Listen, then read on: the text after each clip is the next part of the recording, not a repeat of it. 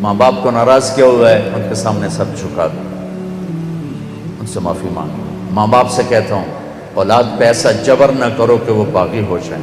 بچوں سے کہتا ہوں ایسی بغاوت نہ کرو کہ ایمان مردود ہو جائے۔ ماں باپ سے کہتا ہوں بچوں پہ ایسی سختی نہ کرو کہ وہ مجبور ہو جائیں بدتمیزی پر، مجبور ہو جائیں بغاوت پر، مجبور ہو جائیں گستاخی پر۔ 90% ماں باپ کی وجہ سے اولاد نافرمان ہو رہی، 90%، کہ ماں باپ کو پتہ نہیں اولاد کو لے کے چلنا کیسے، اسے اب ایسی پراپرٹی سمجھتے ہیں کہ جی میں مرضی نہ نبا چھڑو۔ تو وہ ایک گوشت پوست کا ڈھانچہ ہے، اس کے اندر احساس ہیں، جذبات ہیں، ان کے مطابق ڈیل کرنا یہ ماں باپ پر فرض ہے، ورنہ ضائع کر بیٹھیں۔ میرے نبی نے فرمایا اکرموا اولادکم، اپنی اولاد کو عزت دو، اور خود کیا کر کے دکھایا؟ یہ برابر میں حضرت فاطمہ کا گھر ہے، آنا جانا ہر وقت لگا ہوا ہے۔ جب حضرت فاطمہ تشریف لاتی آپ ان کے لیے کھڑے ہو جاتے، 4 قدم آگے بڑھتے، ان کا ہاتھ پکڑتے، ہاتھ کا بوسہ لیتے، یوں پھر پہلے اپنی بیٹی کو بٹھاتے چارپائی پر، اس کے بعد خود بیٹھتے تھے۔ ہم اپنی اولاد کے لیے ایسا کرتے؟ اپنی اولاد کو عزت دو، وہ تمہیں عزت دیں گے۔ اپنی اولاد کا احترام کرو، وہ تمہارا احترام کریں گے۔ ان کی پسند ناپسند کی رعایت کرو، وہ تمہارے فرما بردار بنیں گے۔ تو یہ جان بین سے ہے کام، جان بین سے ہے کام۔ تو بھائیو اپنے ماں باپ زندہ ہے تو ان کی دعا لو، دعا لو۔ رشتہ داروں سے لڑے ہوئے ہو صلح کر لو، صلح کر لو۔ کسی سے بغض نفرت ہے دل صاف کر لو، خاص طور پر مذہبی نفرت۔ دیکھو میں ہاتھ جوڑ، میں تھک گیا ہوں، ہاتھ جوڑ جوڑ کے تھک گیا ہوں۔ دل کے پھپھولے جل اٹھے سینے کے داغ سے، اس گھر کو آگ لگ گئی گھر کے چراغ سے۔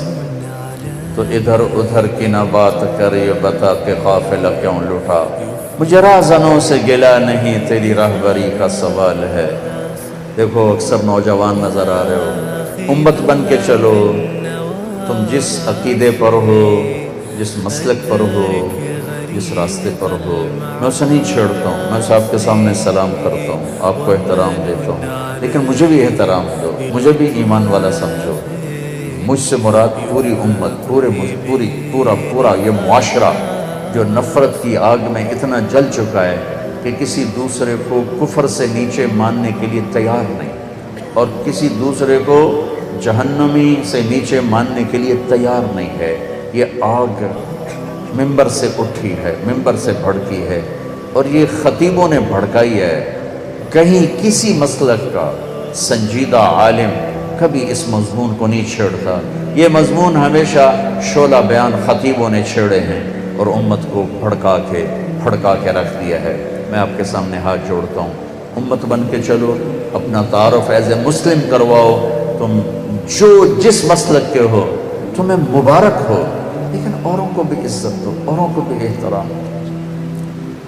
کتنا بھرا پڑا ہے ہمارا سوشل میڈیا، گالیاں کفر، گالیاں کفر، گالیاں کفر۔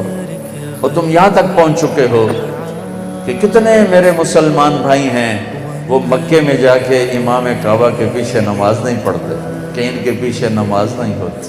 اللہ اکبر۔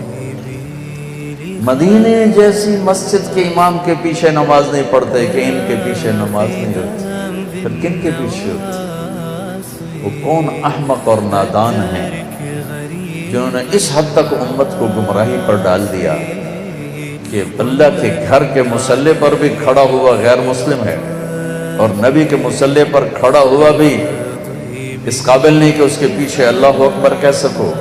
یہ میرے دیس کا درد ہے، یہ جہالت میرے دیس میں ہے۔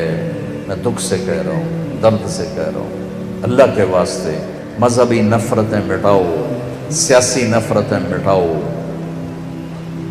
ظلم و ستم سے نکلو، ظلم و ستم سے نکلو۔ قتل و غارت، کفر، سب و شتم، یہ سفینوں کو ڈبو دینے والے کام۔ 2 آدمی سب سے زیادہ برباد ہوں گے آخرت میں، 2 آدمی سب سے زیادہ برباد ہوں گے آخرت میں، 2 آدمی سب سے زیادہ برباد ہوں گے آخرت میں۔ ایک سود کھانے والا، ایک قتل کرنے والا، ایک سود کھانے والا، ایک قتل کرنے والا، ایک سود کھانے والا، ایک قتل کرنے والا۔ میرے بھائیو اللہ کے واسطے محبتیں پھیلاؤ، محبتیں پھیلاؤ، محبتیں پھیلاؤ، محبتیں پھیلاؤ۔ ومن عليه بلطف يفضي به لخلاص